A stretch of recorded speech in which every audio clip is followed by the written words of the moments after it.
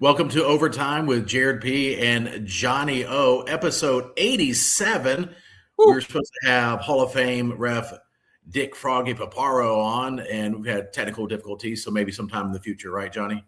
Yeah, I think so. We'll have him on sooner than later. Just some technical difficulties going to his home, and it's unfortunate because boy, Jared. He's got a lot of stories, and I had a lot of questions for him. But maybe in the near future, before March Madness is over, we'll get him back on. Yeah, no, you were telling me some of the stories off the air, and I'm like, just like headlines, and it's just saying Michael Jordan years. I'm like, I want to hear about this. It's Absolutely. amazing. Yeah. All right. So before we get into our show, we're going to talk about, a little bit later, BAM's 83, ACC, hoops, March Madness, and NFL free agency frenzy. It's been frenetic at the very least. But first, I want to thank our title sponsor, Elite Performance Chiropractic, our good friend, former NFL player Jeremy Phillips. We're laughing because of a group text we're on, and I was giving a hard time about an ad I saw of him online, but he has not responded yet. So I don't know. He hasn't responded. I can't wait till he responds. He might be heading over to your house right now. Man. He might be. He actually lives 5 minutes from me, but I'm hoping he hasn't seen it. Otherwise, he must be upset. Anyway, I made fun of something I saw of his, but yeah. But he's great. Elite Performance Chiropractic, seriously, gets you back on your feet. Whether you're a kid, teenager, high school athlete, college athlete, pro athlete, or you're, a weekend warrior, or you're retired and you're out on the golf course and your back hurts, your knees hurt, he'll get you feeling better than ever quick. Elite Performance Chiropractic, 2 locations in the Triad area. Another one he's at the most, Westridge Road in Greensboro, North Carolina. And so you can check him out on Facebook and on his website, Elite Performance Chiropractic. All right, Johnny O. BAM's 83, you go. Woo! You know what? I think it's kind of cool. Now I was always a Kobe guy, which it's still weird that he's dead. It Right. just blows my mind when he had that 81 points. But Bam Adebayo, the cool thing about this, as we speak here in the Triad of North Carolina, is Bam went to High Point Christian Academy. Yeah. His senior year. And, there's a whole story about him and his mom. They were living in a broken down trailer, for many, many years. And this guy has been nothing but class when he went to Kentucky and then, of course, in the NBA. And he's been one hell of an NBA player. So, I'm watching going back and forth with games and shows last night. And all of a sudden, man, breaking news. Bam scores 83, and that just blew my mind, man. I don't care. You're a basketball guy, and played basketball. I don't care who you're playing, if it's 9-year-old basketball all the way up to the NBA, church league, whatever it is. Yeah. If you score 83 points in a game, that just come on. That's ridiculous. Now, there are some questions going on about this 83, yes, but that's what the NBA does. But the man scored 83. Let's give him credit. And the best part of this 83 is I'm a free throw freak, okay? When these stars aren't hitting free throws, even in college, and that's all they do is play basketball, and they don't know how to shoot free throws, it pisses me off. It just aggravates the hell out of me. He was 36 for 43 from the free throw line. That's the best stat of that 83 points, I think. What do you think of this 83 pointer? Yeah, my son, I was on the phone with my friend Bo, who I do the entertainment podcast with. He's an actor, and he's on set right now for a major streaming platform, which is pretty cool. But he was calling me. We were kind of catching up with some stuff. And I was on the way home from a off-Broadway show, Sound of Music, with my mom. And he calls me, and I'm on the phone with Bo, and my son calls me 4 times in a row and then texts me, and he goes, "Dad, answer the phone. Something happened." Oh, jeez. And I go, oh my gosh, I said, Bo, I got to go. Something's wrong with my son. Something's going on. I called him and I'm like, Eli, are you okay? And he goes, did you see Bam scored 83? I was like, I'm relieved. I'm relieved that everything's okay, but I had a heart attack that like something was wrong. And his favorite team is the Heat. He's all over. Excellent. He likes the Tar Heels, he likes the Chiefs, he likes the Heat. Yep. And he's like the Heat. So I used to worry he'd be a bandwagon fan. He likes the Heat whether they're good or bad. And he wasn't old enough when they were winning. So he wasn't there during LeBron. I mean, he wasn't old enough during LeBron James. LeBron and Dwayne Wade and Chris Bosh days. But he was so excited. Bam's his favorite player on the Heat. And he was like, dude, he had 83. This is crazy. And he's like, I'm going to make a TikTok. I was like, okay, I'll make a TikTok. And so we shared that. And we're going to go to the Heat game. I think it's next Tuesday in Charlotte. I don't know if we'll be able to do that because it's school night, but we talked about it. But yeah, he was very excited about it. I watched it at first. Scott Van Pelt had him on right after the game, and Scott Van Pelt was like, well, you're playing the Wizards. He said 83 is awesome, but they're not known for their defense, Come on. Yeah. And then, and he said, but 83 is 83. And he goes, the free throws, and he was like, he's kind of diminishing it. He said, I'm not trying to take anything away. I'm like, well, the two things you said, and Scott Van Pelt is known for being a nice guy. Yeah. It just kind of took away from it. But when you kind of look at it, I mean, the Wizards suck. But then again, I think there was some stat, and this is probably not correct.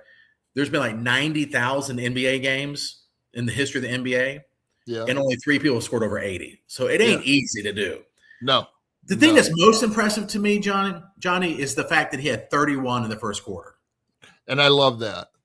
Now tell me, first quarter, 31 points. That, in an NBA game, hard-earned 31 points, man, in 12 minutes. Absolutely. And then what I do love about the story, the free throws is kind of, I mean, I know conspiracy theory, but I mean, that's part of the game. I mean, SGA shoots free throws, all this stuff, but 43 is a heck of a lot. When you hear somebody scores 70 or whatever, you think a bunch of threes and just taking a bunch of shots. And he missed 15 threes. He made 7. Yeah. Kobe's 81 night, when Kobe scored 81, he hit 7 threes. He was more efficient from the field. I think Kobe shot 20 free throws, but 43 just seems excessive. What were the Wizards doing? Did everyone foul out on their team? I mean, it's a lot of freaking free throws. But I like that Eric Spoelstra. I thought this is cool. And this also, I think, gave me insight, Johnny, into like the NBA, because they all lie when they say, oh, this is about winning. It's not about stats. I don't pay attention to that stuff. They all knew he was close when he when he got 70. Like, let's do this. And as a team, they said, we're all in for you. We don't care what happens in the game. I mean, they were blowing him out. In a normal game, he would have been out, right? Yeah. And they said, let's get this record. This is a memory we can have. This is Spoelstra. He's like, I don't want to get in your way. I want to help you get there, whatever we got to do. And I think that's awesome because you can debate about the free throws, which for you is a big deal that he actually made, like 90% of his free throws. Yeah. Some are like, well, that's excessive or whatever. But if people are like, well, what about the competition? Anytime somebody scores that much in one game, the team they're playing is not playing good defense. Right. I mean, when Kobe did it, they're still NBA though, man. I mean, right. I mean, I'm saying like people can't. That's a bad argument because when Kobe did it against Toronto, anyone that gives up over 80 points to one player, something's wrong with the defense. Yeah. You know what I'm saying? But and so I don't buy that argument at all. But I thought the 83 was cool. I did not know he was dating Asia Wilson from the WNBA. If they have kids, oh my gosh. Absolutely. Get him an NIL deal day one, him or her.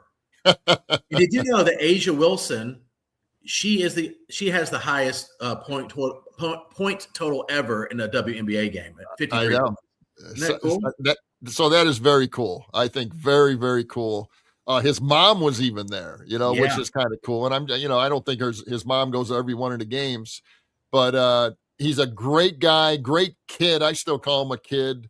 But I remember when he was at High Point Christian and then he went to Kentucky, and I think that is just so cool, and he's just been, he's been an all-star for years. He's just a solid basketball player, but never a big scorer. He's probably a 20 and 10 guy, know? So he has 83 points, he took 20 22 or 23 3-pointers, which is a little unusual for him, but he made Right. 7. 33% is not too bad, with 3-pointers. That's actually Right. equal to maybe 40%, I saw the shot regular. chart. Sorry to interrupt, but he missed all 5 from the top of the key. I'm like, dude, if you made 2 of those, I mean, we're talking about almost 90. But anyway, So, it's a negative world, because when I woke up is. this morning, I'm listening to, some of the commentary, and they love Bam, and he got a lot of credit too, but then they say, yeah, but there was a lot of he had like I don't even know. I don't know the exact number, but like 15 and ones, Jeez. So he was handling the ball. Obviously, he had the ball a lot to score 83. He was 20 for 43. So he shot under 50% from the field, which is a little odd scoring 83 points, Right. And I go back to Kobe. Kobe shot, I think he took 48 shots that day against Toronto, but they needed Kobe's 81 to actually win that game because it was a very close game all the way till the end, which was Right. interesting. But not taking a damn thing away from Bam, because 83 is 83. I enjoyed it. And what you were saying about the NBA and Spoelstra, hey, let's make this happen because you got a chance after scoring 31 in the first quarter.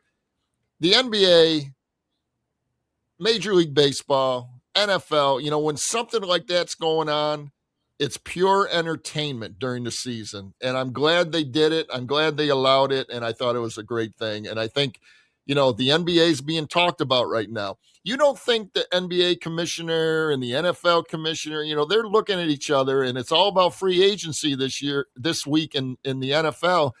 You don't think maybe the NBA, hey, we need a little jolt here with the media. So I think that all the time. I mean, what do you think that kind of stuff happens?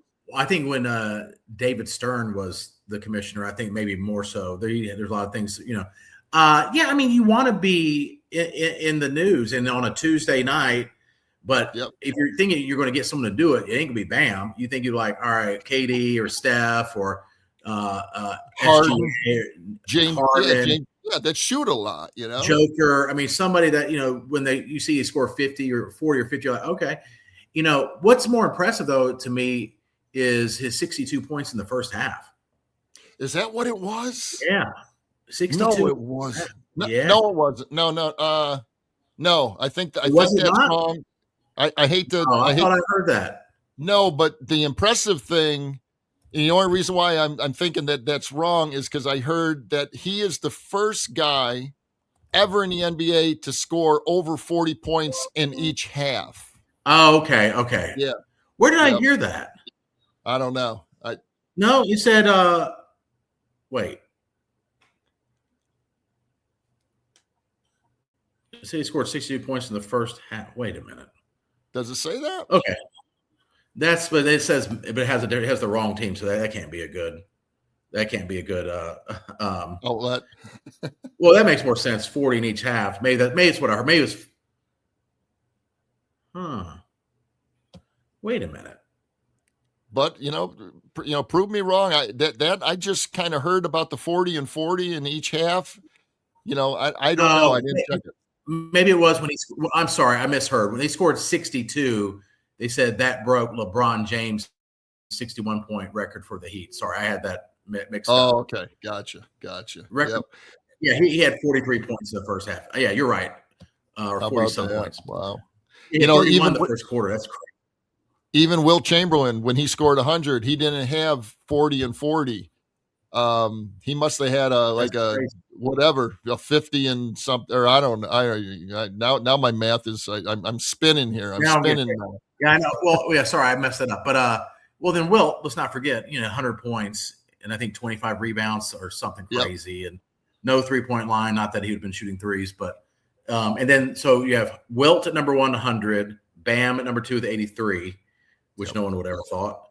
Number 2, I mean, and then at number 3, Kobe with 81, and then at number 4, it Wilt again, like 70 something.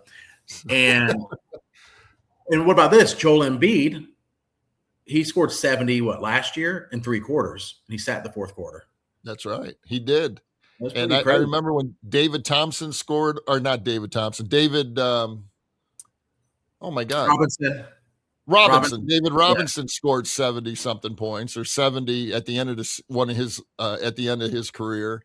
I mean, that's why I wish we had Dick Paparo. Do the refs kind of let things go during that time too, or who knows when they're getting close to a record like that? And that year, I distinctly remember when David Robinson scored 71. It's the last game of the season, and he needed 71 points to be the scoring champion.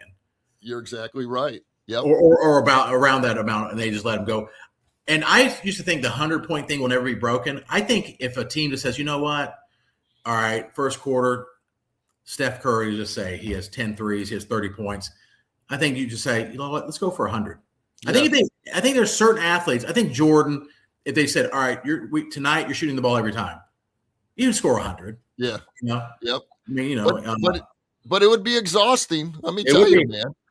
I was thinking about Bam, 43 shots, the 3-point shots, another 43 free throws. He had like 9 or 10 rebounds. That's an exhausting day, man. It really is. Oh, yeah, absolutely.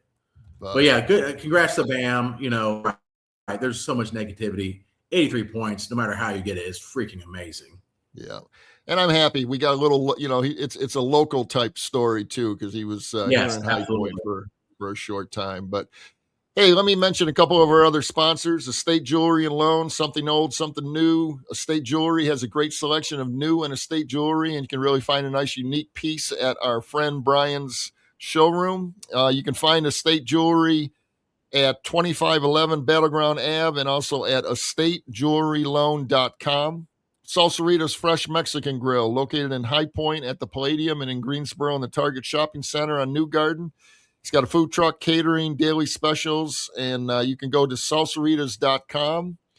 And 4Real24, Real Golf, indoors, anytime. Greensboro's premier 24/7 indoor golf facility, offering iconic golf courses and state-of-the-art equipment. It's like a country club over there. Go see our boy Clay Jordan, and you can check them out at 4Real24.com. All right, excellent. Oh, do you want to know who has the most points ever in the first half, or in a half of the NBA game? Who's got a guy? That? He's currently playing. You would never guess. Karl Anthony Towns against the Hornets. What do you have? What is it? 44. Wow. Oh, so that's the most and a half. Yeah. And then Bam is second with 43. Do you know who has most in the quarter? I just looked this up. Yes, I do. The guy from Golden State, the sharpshooter, 37. Yeah. Klay Thompson. Yeah, 37. In the third quarter, he scored that. Yes, you're exactly right. Third quarter. And then Kevin Love has the most points ever in the first quarter with 34. That's pretty cool. That's a lot of points in one quarter. It's all about scoring points, man. I playing basketball, back in the high school days and all that, it was always points and I'm not going to use the wrong word, but it was points and ladies. That's all I wanted to get my double figures and have my girlfriends, man. There you go. That's right. Scoring and scoring, right? Yeah. All right. So we get a little ACC hoops heading in. I mean, we're right in the middle of the ACC tournament. I guess I'll go ahead with my thoughts. I mean, Duke does have 2 major injuries. Caleb Foster, and I can't say the backup center's name, but the big guy. Big guy's out for the season. Caleb Foster's out for the rest of the season, and then the big guy may come back for the tournament. Yep. I'm still Duke's tournament to lose. I think. I mean, what their average margin of victory is like 24 points in the ACC or something stupid, and with Caleb Wilson out, Carolina's not a threat at all. And I mean, can Miami maybe do something? I don't know. They're inconsistent. Virginia. Yeah. I mean, there's no real threat unless a team just gets hot from 3, but I'll say this about the Duke Carolina game. We're not talking about that, I guess, but, because it was not much of a game. We didn't have our best player. I mean, you take Cam Boozer out of that game and play. You have 2 top 4 picks out. You're going to have a close game. But with that being said, Duke played harder. They played smarter. Carolina looked frazzled at times, and it's like, you just played this team, but when you have a superstar and he's not there, that's very deflating. And it happened right before the game, the day before, breaking his finger on a dunk.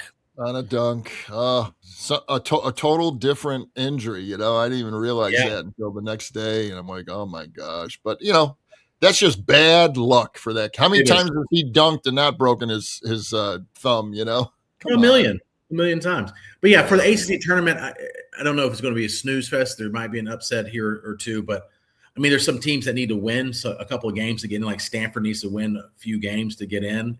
Yeah. NC State probably has to win a game. I think they got to win because they're that's a team I kind of jumped on a little bit, thinking this team has a chance. If they don't beat Pittsburgh, and then maybe they might need 2 wins to get back in it. I mean, they've lost like 6 or 7 of their last 8. Horrible. Right. And breaking news earlier, not really breaking news. I knew it was coming. Syracuse, loses yesterday, and their coach has been relieved of his duties this morning. So please give us someone good, man. I want somebody out of the Syracuse family. We got to start over. Let's get some NIL money going, and let's get my Syracuse program back to where it belongs, man. Please. It shows how people do take people for granted, like a Jim Boeheim, who's the biggest a-hole ever besides Coach K. Well, I don't know.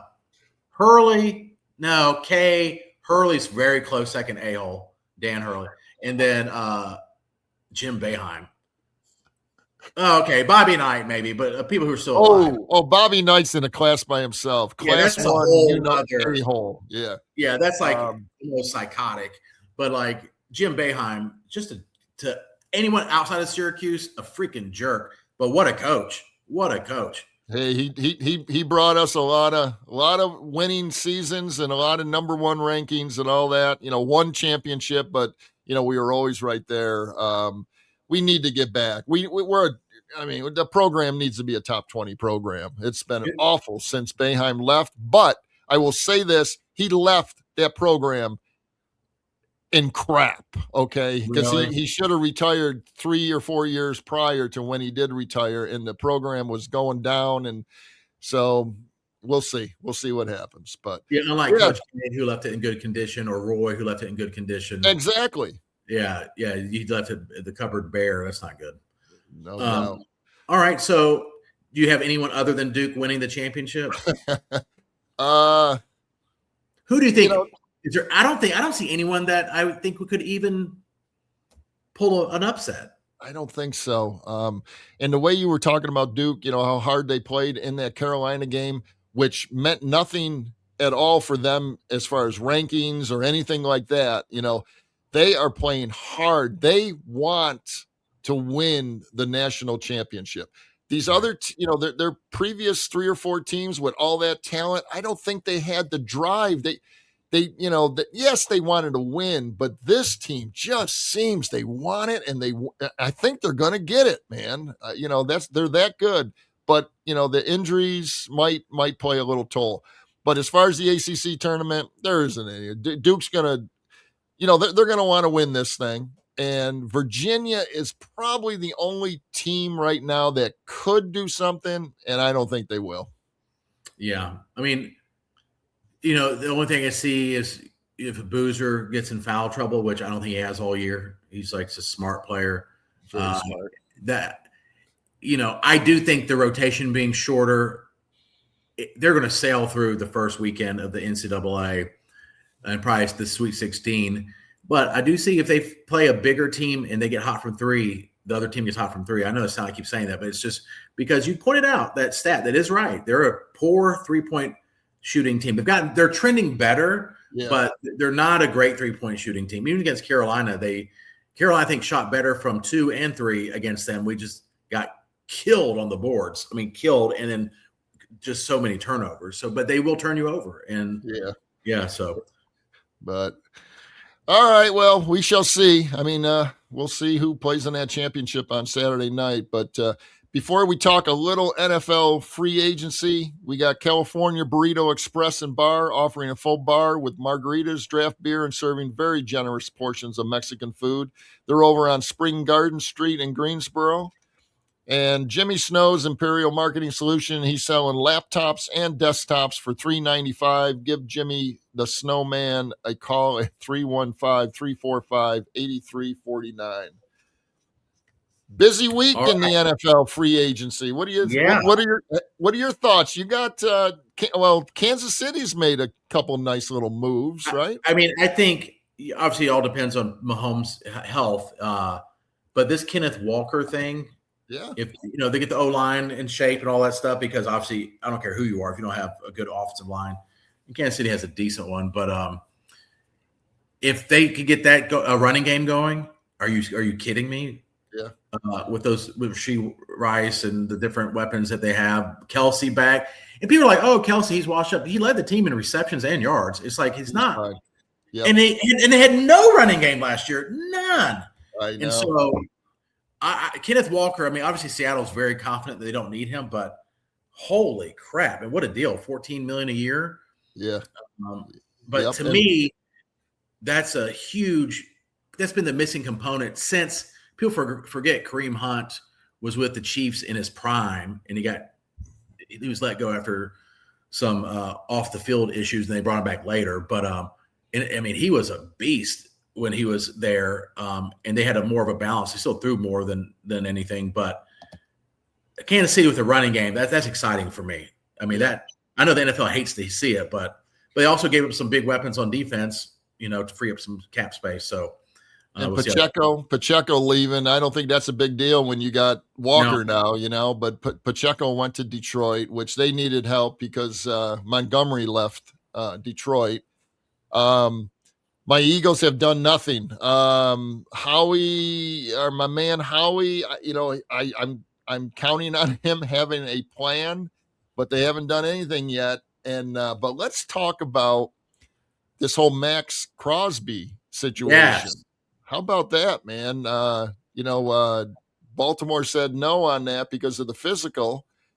But I don't know if you just saw the news. They turned right around and got Trey Hendrickson from Cincinnati. Oh, wow. Yes. Okay. And for less money, it looks like a little bit less. A little bit less.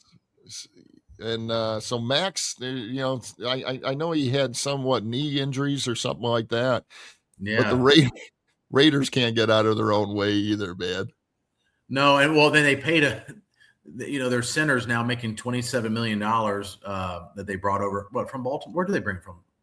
I can't remember, but shoot. But yeah, because he's a center, right? And they said that he's getting paid $9 million more a year than the second highest paid center, which is Kansas City Chiefs center. So they're saying he's the best center in the NFL, but he said they definitely overpaid for him.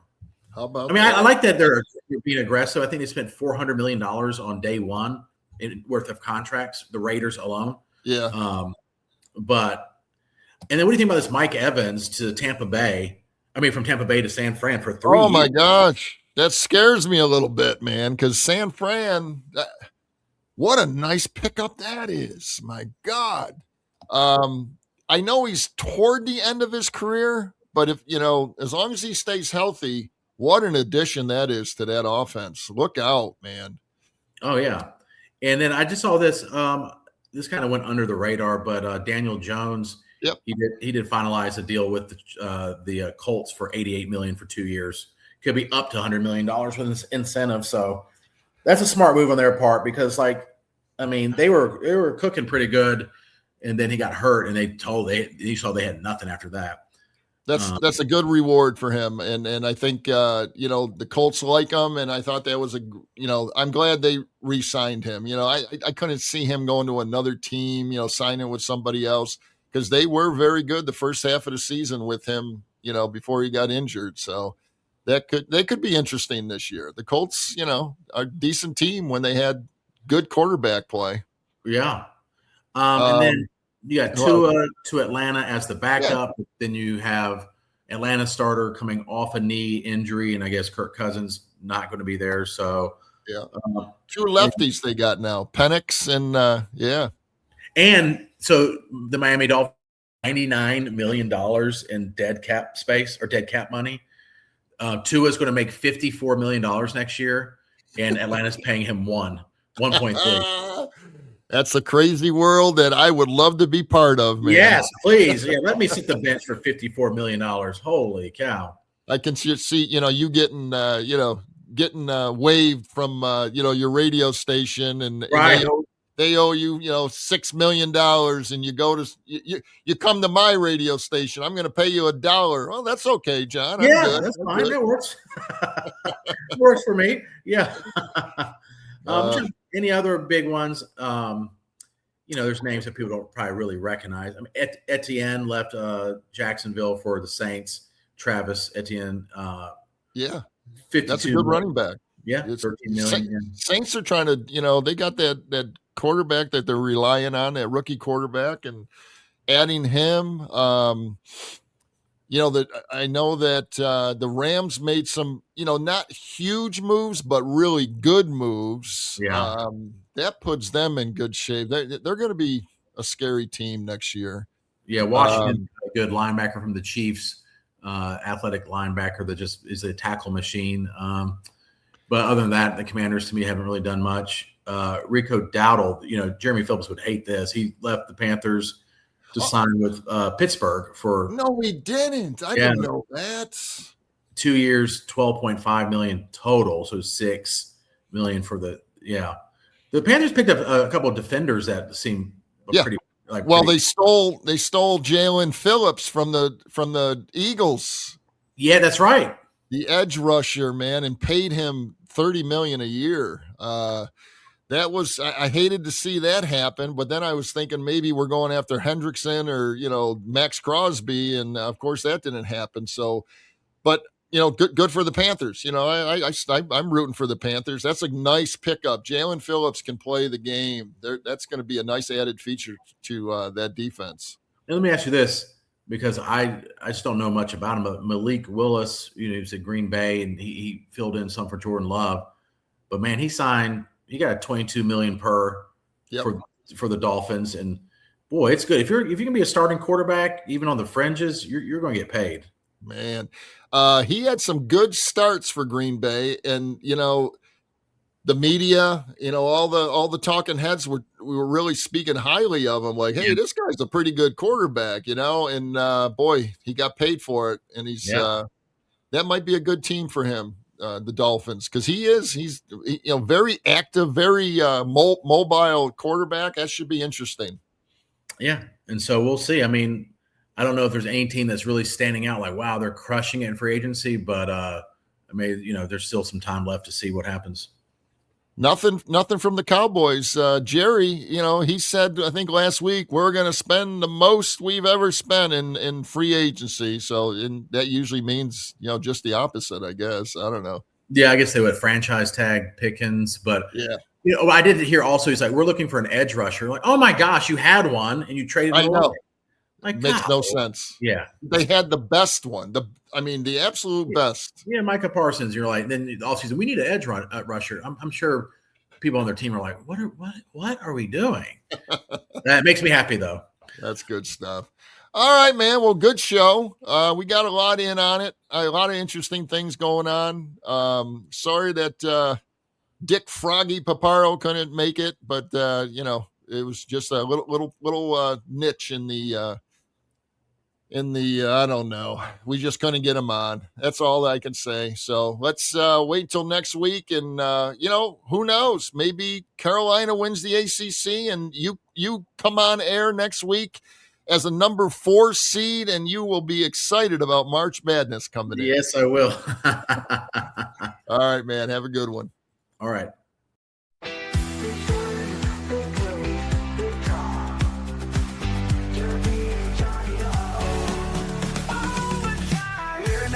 Overtime pay. We're talking the overtime play.